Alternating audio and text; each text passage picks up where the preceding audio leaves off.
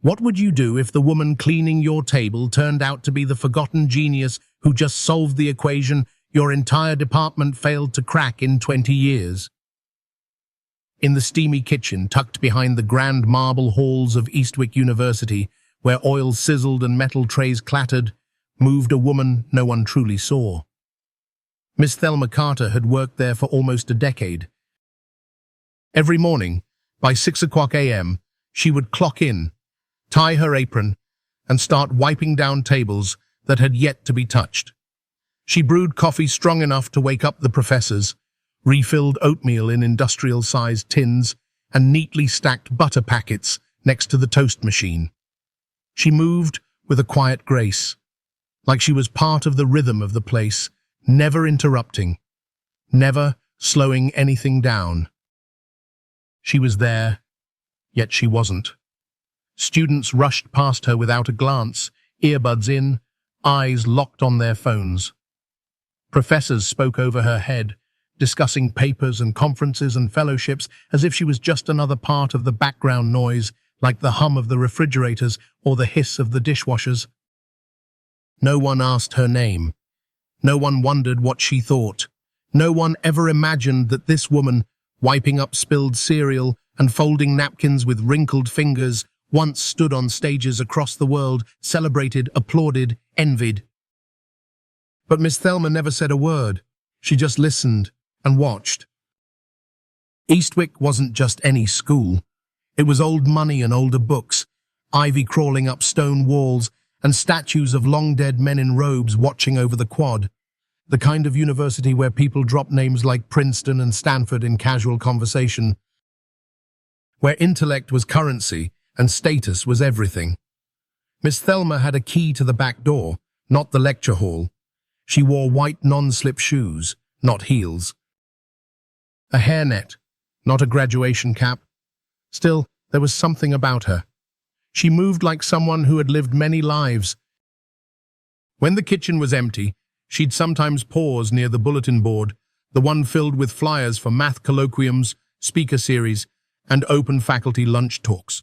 She never took one, never attended, but she'd read every word. Late at night, after the last dish was washed and the lights dimmed low, she would wipe down the long tables in the staff lounge with deliberate slowness, almost like she wanted to stay, like part of her belonged somewhere else in the building but couldn't quite find her way back.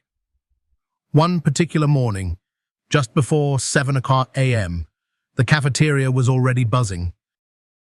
A group of professors from the mathematics department had taken over their usual table in the back, surrounded by coffee mugs, folders, and laptops glowing dimly.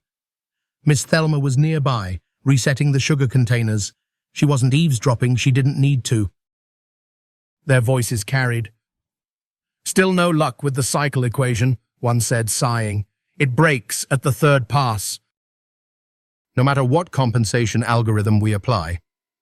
"Maybe we've been assuming the wrong base structure altogether," another muttered. 3 years and nothing to show but academic dead ends." Miss Thelma paused, holding a napkin holder mid-air. The words, the language, they weren't foreign to her. They were familiar. Like lyrics from a song she hadn't heard in years, but still remembered every note. She looked at the sheet one of the professors had left exposed on the table, a tangle of symbols and matrices. For a brief moment, something stirred deep in her. Not nostalgia, not pain. Recognition. Then it passed. She returned to her cart, rolling it away without a word, but her heartbeat wasn't steady anymore. And for the first time in a long time, the kitchen didn't feel so quiet. That evening, Miss Thelma sat alone in her modest apartment, the kind of place where the furniture didn't match, but everything was clean. A small photo of her mother sat on the counter next to a half-used jar of coffee. The flickering kitchen light buzzed above her. She hadn't thought about equations in years, but now they wouldn't leave her mind. The patterns, the flaws, the way those professors kept circling the same logic trap without realizing the assumption they were making was flawed. She knew, but what good was that? She was just a cafeteria worker, and that's all they saw. Miss Thelma leaned back in her chair and exhaled slowly. Then, almost without thinking, she opened the old drawer next to her and pulled out something she hadn't touched in decades, a spiral-bound notebook. The edges were worn, the cover nearly torn off.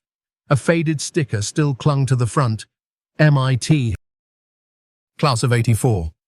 She stared at it for a long time, then opened it. Inside were pages of handwritten formulas, diagrams so clean they could have been printed, and notes scribbled in the margins like whispers from another life. Her life before everything changed, before Alzheimer's took her mother, before she gave up her place in the lecture hall for a night shift job at a grocery store, before she disappeared into silence. She closed the book, not in sadness, but in thought. There was still something there, something worth remembering. Back at Eastwick, no one knew. The professors kept theorizing, the students kept scrolling. The world kept turning. And Miss Thelma? She kept pouring coffee, washing trays, wiping down tables just like always. But the difference was this. Now she was watching with purpose. And the brilliance they all sought. It was quietly scrubbing a counter just behind them. Waiting. It was another ordinary Thursday at Eastwick University. Outside, the wind rattled the leaves along the stone pathways, and students in fleece jackets hurried to morning lectures, gripping half-finished coffee cups and muttering about deadlines. Inside the cafeteria, the air was warm and thick with the scent of overcooked bacon and powdered eggs. Miss Thelma Carter, as always, was already on her feet. She'd been there since before sunrise, wiping down the chrome counters, replacing a broken syrup dispenser, refilling napkin trays, and aligning salt shakers with the same care a museum curator might give a display case. By 8:15 a.m., the math department had taken its usual table in the back corner. 4 professors, each absorbed in their laptops and notebooks, surrounded by open folders, scrawled equations, and mostly untouched breakfast plates. Their voices rose and fell, not arguing, not yet, but frustrated. Miss Thelma moved nearby, silent as breath. She pretended to tidy the sugar packets on a nearby table, but her ears, sharp as ever, were listening. "The transition fails again at the 3rd cycle," one professor muttered. "I checked the data. It's not a variable issue," another replied. "It's the structure. Something's misaligned at the foundation." Miss Thelma blinked. Something about those words triggered an old rhythm in her brain, a familiar tension, a melody of logic just out of reach. She glanced at the paper one of them had left open on the table, an algorithm mapped across matrices and symbols. She knew that structure, not like a stranger, like someone remembering a childhood home. She moved one step closer, her hands adjusting an already straight napkin holder. A beat passed. Then softly, barely above a whisper, she said, "If the matrix is degenerate, why not invert the vector in R4? It wasn't meant for anyone to hear." But someone did. Professor Richard Cole, a silver-haired mathematician with glasses that always slid halfway down his nose, raised an eyebrow. His spoon paused mid-air above his oatmeal. "Excuse me?" he said, looking over. Miss Thelma froze. She hadn't meant to speak. Not really. It had just slipped out. She looked at him, then at the floor.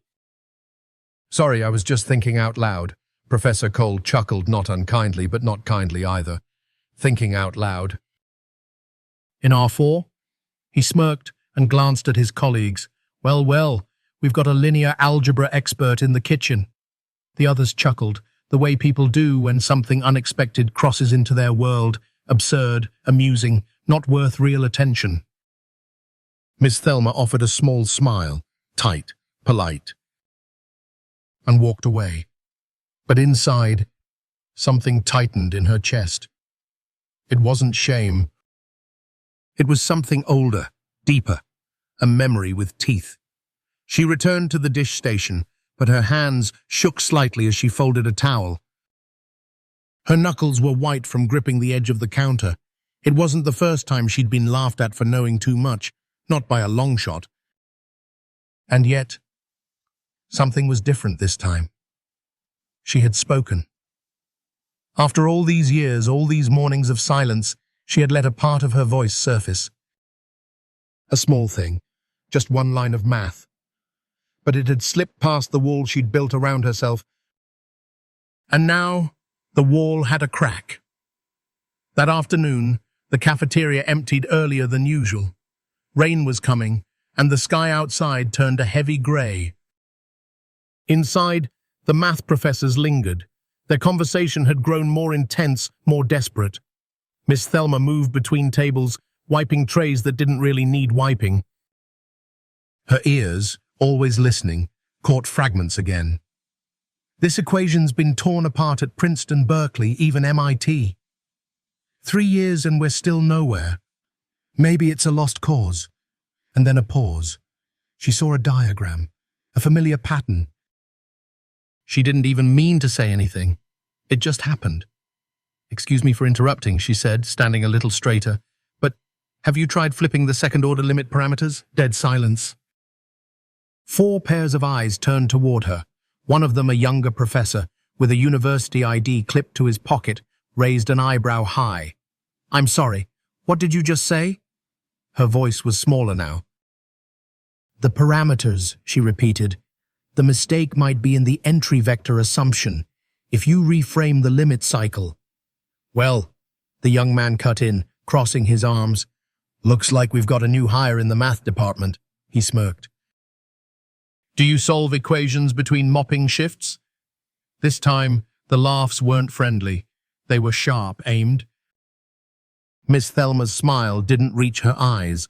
She lowered her head and turned back to the counter. She didn't cry. She didn't shout. But her hands clenched the towel until her fingers ached, because the insult wasn't new. It was old, worn down by years of being overlooked, misjudged, underestimated. People had always seen her apron first, never the brilliance beneath it. She had stayed quiet for so long, too long, but now the voice inside her was waking up. And it wasn't going back to sleep. That night, as the rain tapped gently against the window panes of her apartment, Miss Thelma sat with the spiral notebook again. Her thumb ran across the peeling sticker from MIT, her eyes tracing equations she once solved in seconds. Her mind moved like it used to, fast, clear, unshaken by noise or doubt. The line from the day echoed in her thoughts. "Do you solve equations between mopping shifts?" And for the first time she smiled, because the answer, she now realized, was simple. Yes. Yes, she did. And maybe, just maybe, it was time for the world to see what she was still capable of. The rain fell steady outside Miss Thelma Carter's apartment, tapping softly against the single-pane windows like a metronome to her thoughts. Inside, the kitchen was still. No music. No news. Just the quiet hum of the old refrigerator and the buzz of the overhead light that always flickered once before settling. Miss Thelma sat at her modest wooden table with a hot mug of tea between her hands, untouched. In front of her lay the object she hadn't opened in decades, a weathered, spiral-bound notebook. Its edges were frayed, and a torn sticker on the front still bore the faded red letters, MIT. Class of '84. She stared at it for a long time, not because she was unsure of what was inside, but because she knew exactly what was. When she finally opened it, the scent of old paper greeted her like a forgotten perfume. Inside were pages and pages of handwritten formulas, ink faded slightly with time, but every curve of every symbol drawn with care, diagrams marked with precision, notes scribbled in the margins with the confidence of someone who not only understood mathematics, but felt it in her bones, in her breath. To anyone else, the pages might have looked like gibberish. To her, it was music. Each line of logic had a rhythm, each proof a melody. She turned the pages slowly, as though touching the past would make it crack. But it didn't crack. It breathed. She paused on a page titled Nonlinear Structures in Chaotic Systems. She remembered writing that the same day her acceptance letter arrived from the International Conference on Mathematical Theory in Geneva. She was only 23, the youngest speaker they had ever invited, and for a while it looked like the world was hers. They had called her a rising star in mathematics. Thelma Carter, the girl who solved proofs the way poets wrote sonnets. But that was before everything changed. Her hands trembled slightly as she turned to the last few pages, untouched, blank, still waiting. That's when the memory returned, uninvited but clear. A hospital room, the sound of a heart monitor, the smell of antiseptic, and the faded green of linoleum tiles. Her mother, Angela Carter, sat in a wheelchair, gazing at nothing in particular. Her face soft, gentle, and blank. She had been diagnosed with advanced Alzheimer's just 6 months after Thelma's keynote in DC. One day, her mother called her darling. The next, she didn't remember her name at all. At first, Thelma tried to juggle both worlds, research by day, caregiving by night. She would return home after lectures to help her mother eat, bathe, sleep. She'd revise formulas while listening to her mother's breathing. She wrote proofs by lamplight while holding her mother's hand. But Alzheimer's doesn't wait for convenience. It erases, slowly, painfully. It takes stories first, then faces, then names, and then time itself. She gave up the fellowship first, then the publication deadlines, then the conference invitations, until one day she packed up her apartment in Boston and moved home for good.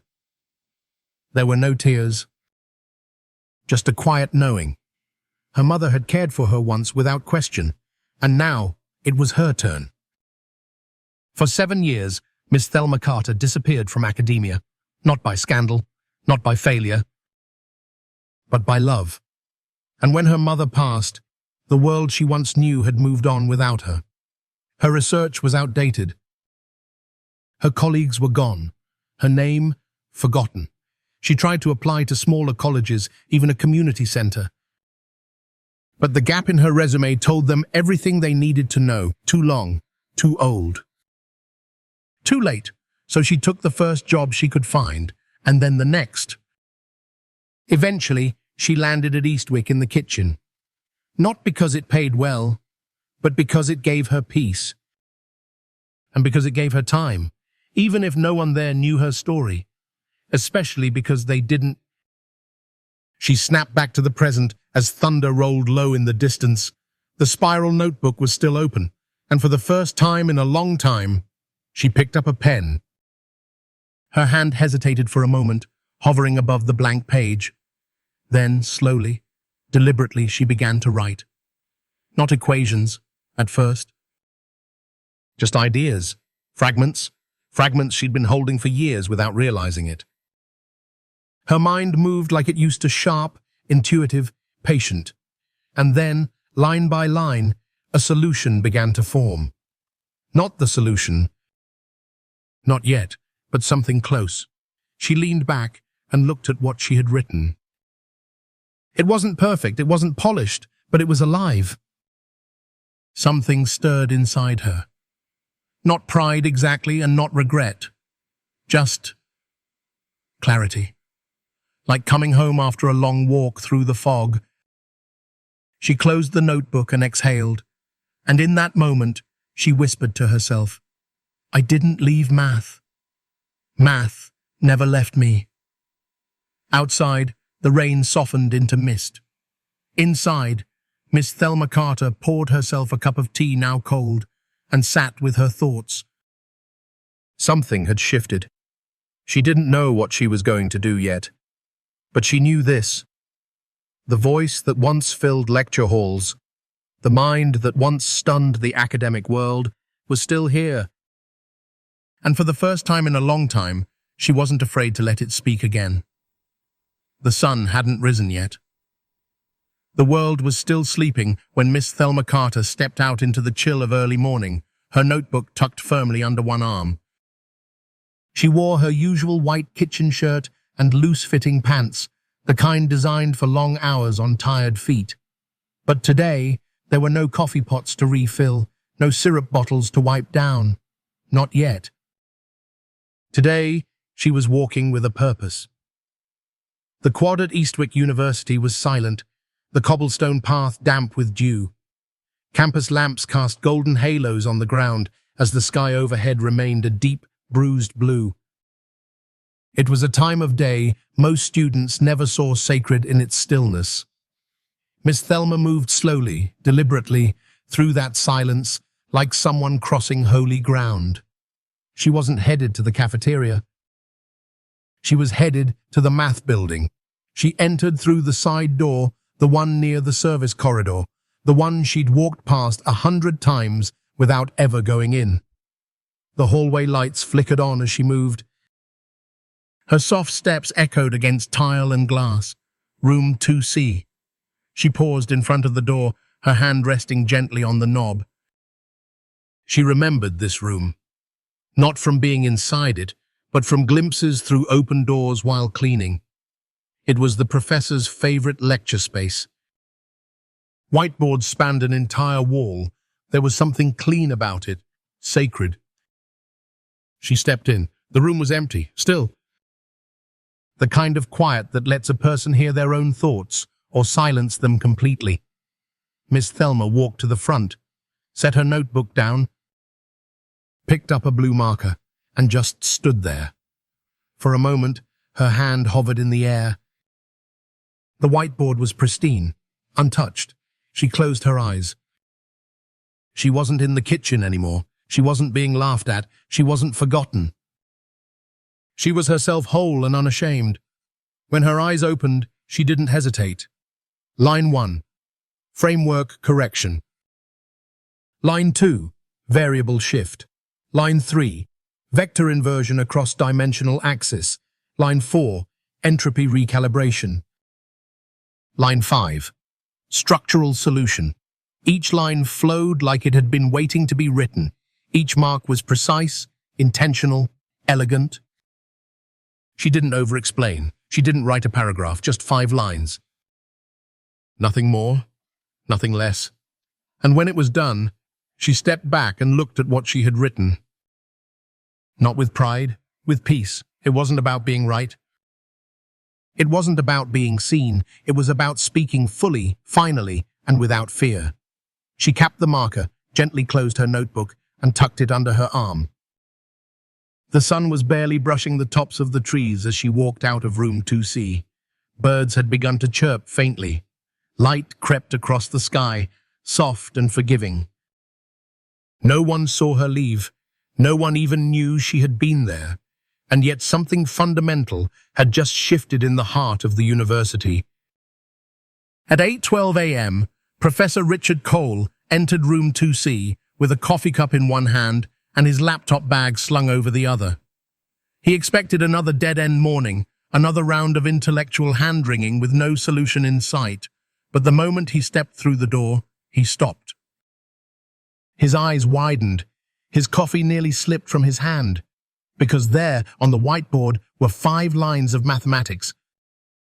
Precise, elegant, unmistakable. He blinked, stepped closer, scanning each symbol like they might disappear if he looked too fast. "No way," he whispered. Within minutes, he was on the phone. Then came Dr. Grace Howard. Then Dr. Logan Pierce. Then 2 graduate teaching assistants. Soon, half the math department stood shoulder to shoulder in the room, whispering, pointing, debating. Who wrote this? This isn't a guess, this is a solution. Did one of the visiting fellows do this? No one from the department was scheduled this early. They took photos. They posted them online. And within the hour, the headline spread. The Newton-Hayes equation. Solved? Speculation erupted across campus. Was it a prank? An anonymous genius? A rogue AI? Back at the department office, pressure mounted. No one had any idea who had been in room 2C that morning. So they pulled the security footage, fast-forwarded to the early hours, and there, walking calmly into the building, before sunrise, white shirt, hairnet, spiral notebook in hand, was Miss Thelma Carter. A name almost no one knew. A face nearly everyone had seen and never really looked at. Silence fell over the room. "You're kidding," someone said. "That's the cafeteria worker," whispered Dr. Howard. Professor Cole didn't speak. He just stared at the screen, blinking. And for the first time in a long time, the weight of someone else's silence crashed down on him. Miss Thelma was already back in the kitchen by the time the math building buzzed with questions. She poured coffee, refreshed muffins, wiped down tables. Just like every other day. Except now, every pair of eyes followed her just a moment longer. And behind those stares, a slow, burning realization. The kind of realization that doesn't shout. It whispers. "We've been walking past genius every morning." And never knew. By mid-morning, the mathematics department at Eastwick University was in full upheaval. Emails flew, group chats exploded. Phones rang off the hook. And in room 2C, once a quiet lecture hall known only to a few, a crowd now gathered, shoulder to shoulder, staring at the whiteboard like it was a piece of abstract art delivered from the heavens. 5 lines. That was all. But those 5 lines said what 3 years of conferences, peer-reviewed papers, and doctoral theses could not. They solved the Newton-Hayes equation, or, at the very least, unlocked its core flaw with such clarity and elegance that even the most skeptical professors found themselves blinking in stunned silence. Professor Richard Cole stood near the board, arms crossed, face unreadable. He hadn't left the room since he walked in earlier that morning and saw the solution. He had barely sipped his coffee. Next to him, Dr. Grace Howard ran her fingers along the bottom edge of the whiteboard, like touching it might make sense of it. "This isn't just correct," she whispered. "It's beautiful." "Who did this?" one of the grad students asked again. "Seriously? Who the hell did this?" Dr. Logan Pierce, the quietest of the trio, tapped his tablet and turned it toward the group. On the screen, a still image from the hallway security feed, a woman in a white shirt, hairnet, notebook in hand, walking calmly into the math building just after 6 a.m. Miss Thelma Carter, the cafeteria worker, the one who poured their coffee every morning. The one none of them had ever thought to ask a single question beyond more sugar? A stunned hush fell over the room. You could feel it the way shame slides into a room, quiet and cold, taking the air with it. "No way," someone muttered. That can't be her. There must be a mistake." But it wasn't. It was her. By lunchtime, the story had gone viral.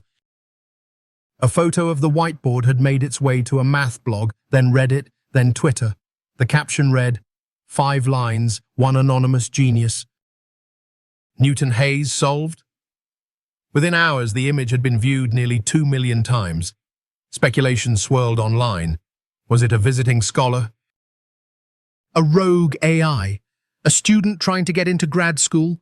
People posted their guesses with hashtags like #5line mystery, #room 2C revelation, and even #ghost of Gauss. But inside Eastwick, the reality settled harder than it did online, because they knew. They knew who had been there. And they knew who they had ignored. Back in the cafeteria, Miss Thelma Carter continued her shift as usual. She poured coffee, wiped trays, and offered quiet smiles to students who for the first time looked up and met her eyes. Some of them even paused, hesitated, then whispered, "Are you?" But she would simply smile and say, "Can I get you anything else, sweetheart?" No confirmation, no denial, just grace.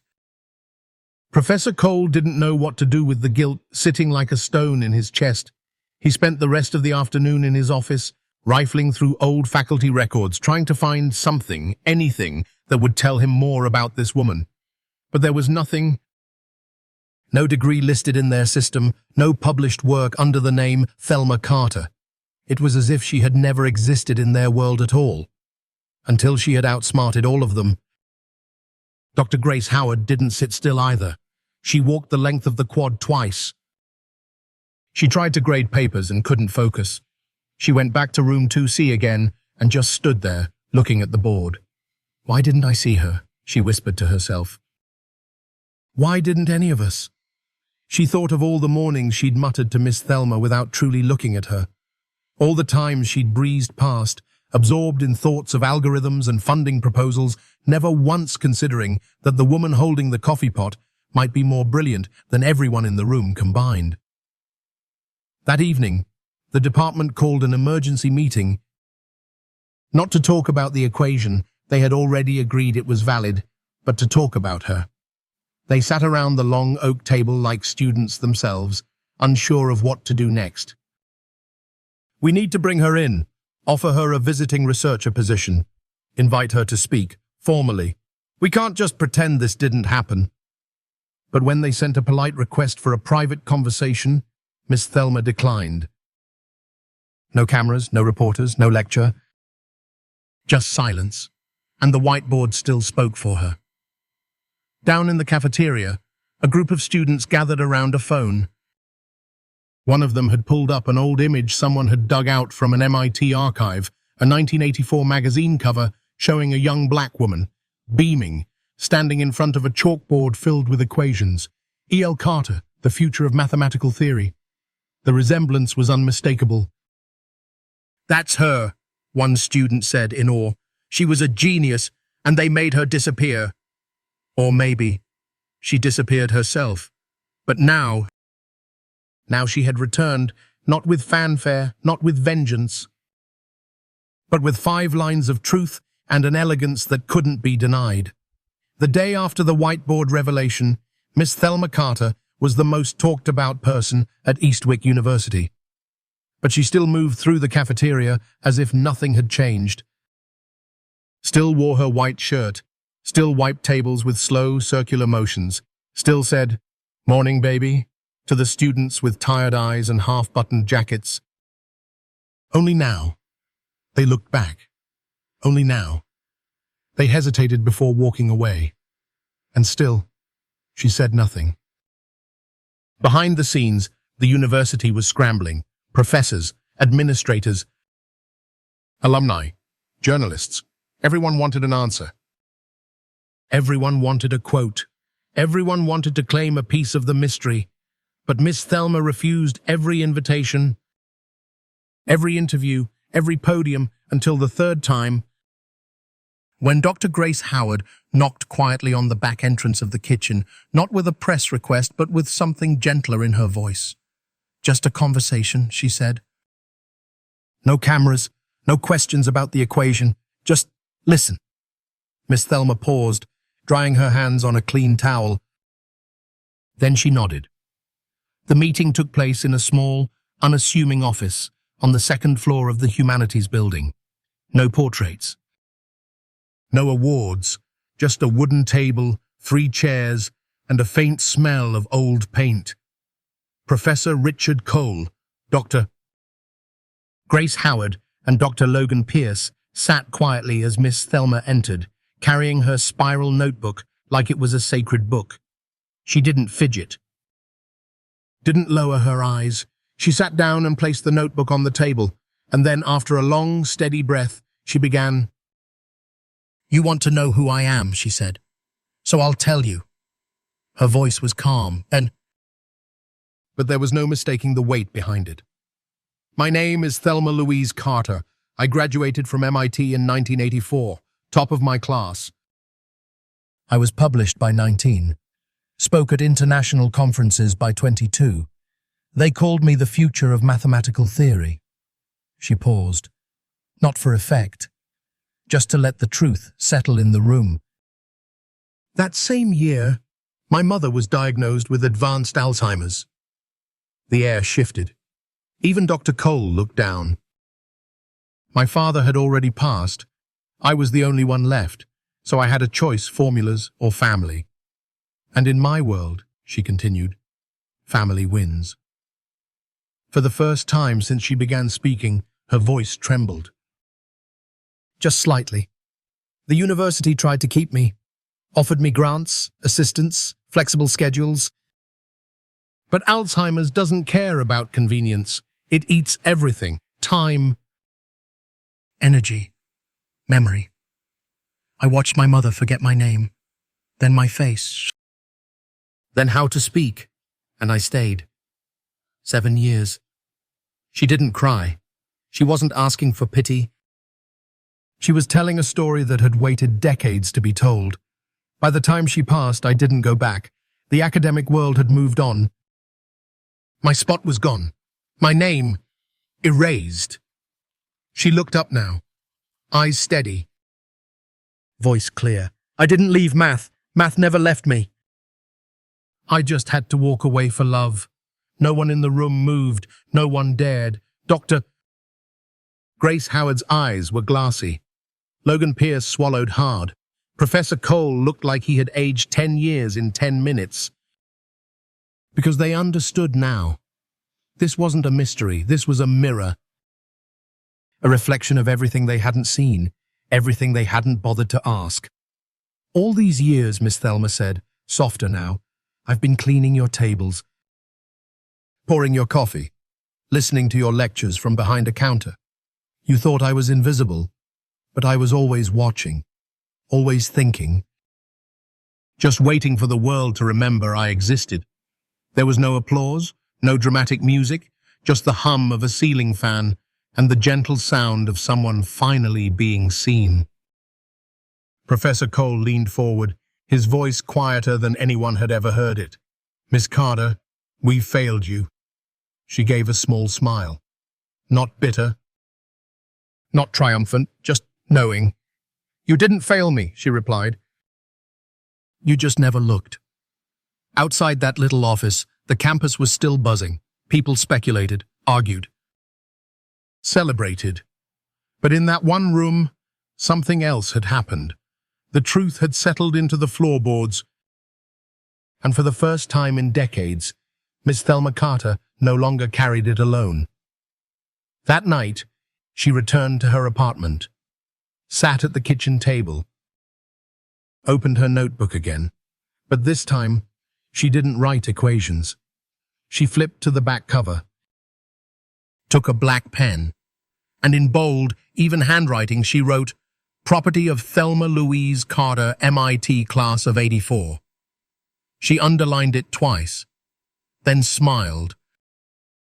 Because her name had always been there. It was the world that had forgotten. The next morning, the cafeteria was quiet when Miss Thelma Carter stepped inside at 7:03 a.m., just like always. But something was different. Everything was still. No metal trays clattering. No students half awake, shuffling through the line. No professors debating over stale toast. Instead, they were all standing. Students, faculty, kitchen staff. Everyone in the room had risen the moment she walked in. For a second, Miss Thelma froze. Her eyes scanned the cafeteria, familiar faces now filled with awe, regret, and something she hadn't seen in years. Respect. Then the sound began, slow, steady applause that grew louder with each passing second. Not polite. Not obligatory. Real. A sound that came from deep within the chest. From recognition, from shame, from admiration. And from something close to reverence. Miss Thelma stood there, motionless. She had poured coffee for these people, scraped their plates, picked up their dropped forks without thanks, and now they were standing for her. She didn't need words. She just smiled. A small, tearful smile that said more than any speech could. Later that afternoon, the university president, Margaret Green, stood at the center of the Eastwick courtyard, flanked by media, faculty, and students. Her voice echoed through microphones. We are proud to announce the creation of the Thelma Carter Fellowship for Hidden Excellence, a scholarship awarded to individuals whose talents may not always come wrapped in titles, but whose brilliance lights the world all the same. Applause followed. Some tears, and more than a few bowed heads. But when asked if Miss Thelma would be speaking at the announcement ceremony, She declined. Twice. Only on the third request did she finally agree, under one condition. I'm not here to talk about formulas. You've got plenty of people for that, she told them. I'll talk about something you don't teach in classroom, show to listen to the people you overlook. The university auditorium was filled beyond capacity. Students packed the velvet seats. Faculty lined the walls. Cafeteria workers sat near the front, many of them for the first time. And when Miss Thelma walked out onto the stage, holding her spiral notebook close to her chest, the room fell into reverent silence. No spotlight, no grand music. Just a woman in a navy blue dress who had once been invisible. She stepped up to the podium, looked out across the crowd, and spoke simply. Good afternoon. My name is Thelma Louise Carter. I've served coffee to many of you, cleaned your tables, watched you laugh. And ignore me. A murmur rippled through the room, but her voice was not bitter. It was clear. Grounded, steady. For a long time, I thought my story was over. That math was something I had left behind. But the truth is, it never left me. It lives right here. She placed a hand over her heart. When you laughed at me, when you told me to stay in the kitchen, it wasn't the first time someone underestimated a black woman. The line landed like lightning. But there was no anger in her voice, only truth. What you don't seem to understand is, brilliance doesn't wear a uniform. It doesn't come with a title. It's not always loud. Sometimes it's the person you never thought to ask. She paused, then slowly opened her notebook to the last page. These 5 lines you saw, they're not just about numbers. They're about respect. They're what happens when someone who's been silenced finally speaks. I'm not here to be a symbol. I'm not here to be a token. I'm here to remind you, knowledge without humility is just ego. Another pause, then her final words. You see me now, but how many Thelmas do you still walk past every day? The room stood, not because they were told to, because they had to. Because she deserved it. Thunderous applause. Some cried. Some bowed their heads. And in that moment, Miss Thelma Carter wasn't just a cafeteria worker. She was a voice, a lesson, a mirror, and a reminder that even the most brilliant minds can go unseen if no one bothers to look. The portrait had just been hung.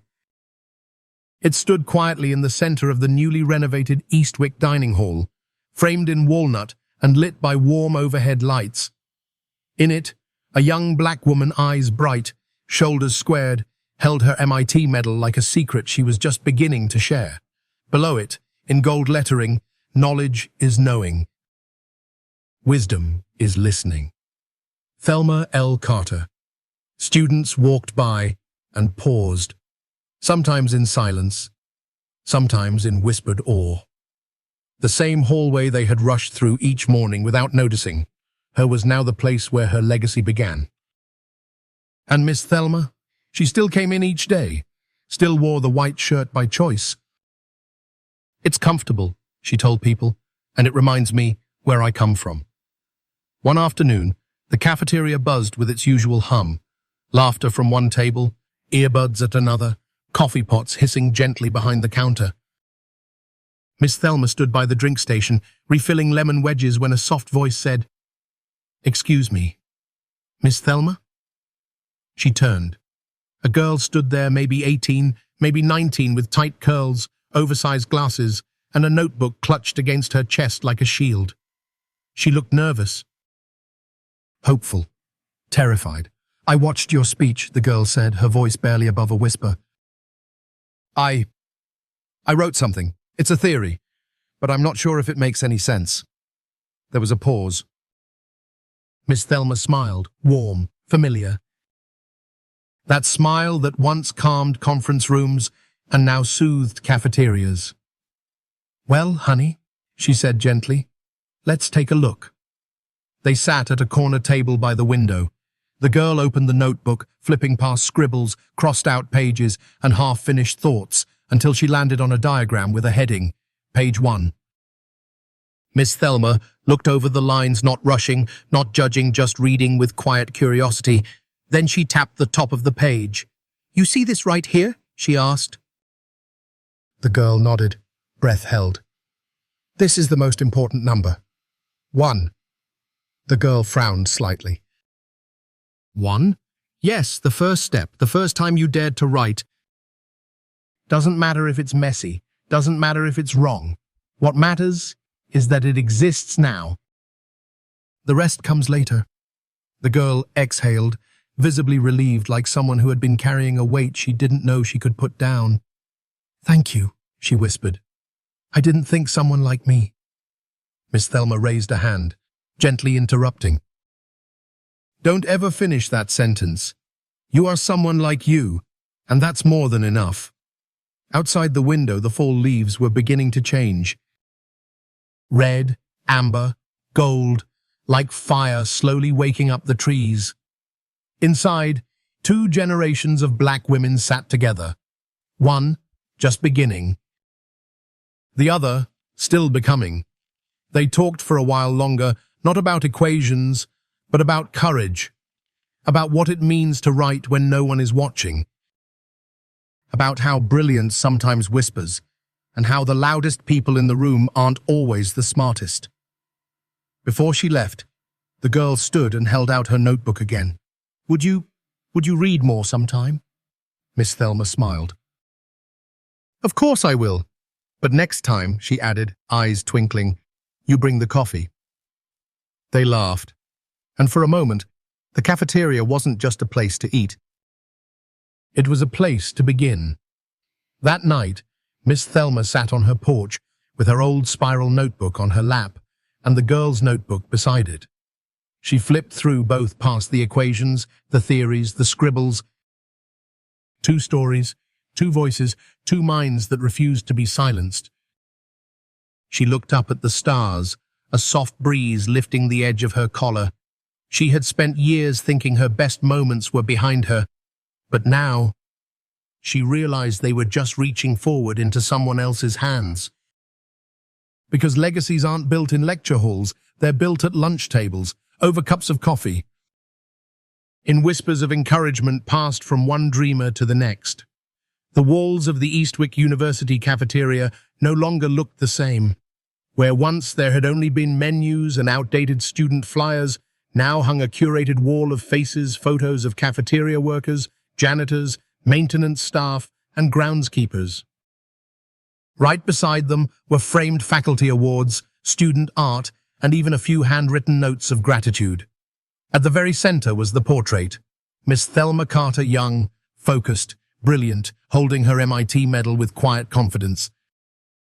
Beneath it, in gold, knowledge is knowing, wisdom is listening. It had become more than a motto. It had become a mirror. Every day, students stopped to read the quote. Some brought their parents to see it on campus tours. Others took photos, posted them online with captions like, "She used to pour our coffee." Turns out she could have taught our calculus class. But Miss Thelma never sought out the attention. She still wore the white shirt, still arrived early, still poured coffee and smiled as if nothing had changed, because in her mind, it hadn't. When asked if she'd like to move into a full-time office in the math building, she politely declined. "This shirt has pockets," she said with a grin, "and I like being close to the coffee." The university offered her a title anyway. Visiting professor, advanced mathematics. She accepted it, but only if they let her keep working part-time in the cafeteria, on her own terms. Some people didn't understand. Why stay where you were, overlooked for so long? Why not leave the kitchen behind forever? But those who knew her truly saw her, understood. She wasn't trying to escape her past. She was honoring it. One rainy Tuesday afternoon, a young student named Marcus came to find her. He was tall, nervous, holding a laptop and a piece of paper that shook slightly in his hand. "Miss Thelma?" he asked. I need help." She welcomed him with a smile and a mug of warm tea. They sat down, and he opened a spreadsheet full of scattered numbers. "It's for my thesis," he said. But it's not working. I've redone it 3 times and... She stopped him with a gentle wave of her hand. Let's breathe first. And they did. Together. Because that's what she gave people now, not just solutions, but space. Space to think, to doubt, to begin again. Word spread. Students started calling her Professor Carter, not out of obligation, but out of deep respect. Faculty dropped by during their breaks just to sit near her, sometimes asking questions, sometimes just listening. She never lectured. She never flaunted. She simply made people feel seen. At the far end of the cafeteria, next to a table where she once overheard professors laugh at her suggestion, now sat a small plaque. This table is dedicated to the ones we overlook. May we always remember to ask, listen, and never assume. It wasn't just about her anymore. It was about everyone like her. On Sundays, Miss Thelma would sit at home with a stack of letters, thank you notes, invitations, essays inspired by her story. She read them all, replied to most, and sometimes she cried. Not out of sadness, but because she had lived long enough to see the echo of her silence become someone else's first word. She had never needed a stage, or a viral post, or even applause. She had needed one thing only, to be heard. And now that she was truly heard, she used her voice carefully, not to impress, but to uplift. One evening, as the sun dipped low behind the Eastwick clock tower, a faculty member asked her if she had ever imagined this moment, the portrait, the scholarship, the lectures, the recognition. She thought for a moment, then shook her head. No, she said softly. But I imagined something better. I imagined a girl who looks like me, believing she belongs in the room before she's asked to leave it. That, to her, was legacy. Not the kind that carves names into stone, the kind that opens doors, then holds them open for someone else. It was spring at Eastwick University. The ivy on the stone buildings had just begun to green again, and the air held the soft scent of possibility. Students lounged under blooming trees. Laughter echoed across the quad. Inside the cafeteria, sunlight poured through the windows in golden beams. The tables were freshly polished, chairs realigned, flowers in small mason jars set out for a faculty luncheon. But it wasn't just any lunch. Today was special. Today was for her. Miss Thelma Carter entered quietly through the kitchen door, just as she always had. White shirt pressed, notebook tucked neatly under her arm. But this time, something waited for her at the center of the room, a table set not with plates or silverware, but with voices. Students, professors, cafeteria workers, deans. People from every corner of campus gathered not just to eat, but to listen. At the head of the table sat a chair with a small engraved plate. It read, "Reserved for Miss Thelma Carter, for those who saw what others missed." She didn't cry, not outwardly. She just smiled the kind of smile that lives in the corners of the eyes, the kind earned over decades of silence, of sacrifice, of waiting. And then she sat. They asked if she wanted to speak. She politely declined. But as dessert was cleared and coffee was poured this time, for her, a familiar face stood from across the table. Naomi Brooks. The girl with the glasses and the notebook from months before. Only now, she stood taller, firmer. She cleared her throat and opened her notebook, a different one, leather-bound, worn at the edges from use. "I'd like to say something," she said, "not just as a student, but as someone who once doubted if her voice mattered." All eyes turned to her. She glanced at Miss Thelma, who nodded gently. Permission granted. "You once told me," Naomi continued, "that the most important number was 1. The first step, the first word, the first time you dared to write. Well, I wrote. And I kept writing, because I saw you. And now I know I belong." A beat. Then applause. Then silence again. Then Miss Thelma stood. She didn't say much. She didn't need to. Just placed a hand on Naomi's shoulder, looked at the room and said, "She's not the only one. There are more. More Thelmas, more Naomis." Sitting in classrooms, scrubbing floors, serving meals, Being passed by. And the question isn't just if you see them. The question is, do you hear them? A quiet hush fell over the room, the kind that doesn't demand an answer, but leaves one behind. Later that day, as campus emptied for the weekend, Miss Thelma lingered at her favorite table near the back window, the same table where she once overheard professors argue about equations, the same table where no one used to notice her. Now, students sat there purposefully not just for food, but for thinking. A girl sketched in a notebook. A boy read aloud from a book on logic. And at the center, a quote had been painted onto the table itself in delicate script. "Sometimes brilliance whispers." "Are you listening?" Miss Thelma traced the words with her fingers, not out of vanity, but to remind herself it had been worth it, all of it. The silence, the sacrifice, the years spent unseen, because her story was no longer just hers. It had become theirs. As she gathered her things to leave, a small voice called out, "Miss Thelma?" She turned. A young boy, first year, maybe held out a folded piece of paper. "It's just an idea," he said nervously. "I don't know if it's right." She took it. Smiled. "Then it's the perfect place to start." And with that, she walked into the evening light. Not alone. Not invisible, but as a legacy still growing, still teaching. Still asking the world the question that would echo far beyond any classroom: how many voices are you still walking past? Sometimes, the most brilliant minds walk among us in silence, wiping tables, pouring coffee, living lives that go unnoticed. Miss Thelma Carter's story reminds us that intelligence, dignity, and purpose are not defined by titles or positions. They're defined by character, sacrifice, and the quiet courage to carry on. She gave up a promising academic career to care for her ailing mother.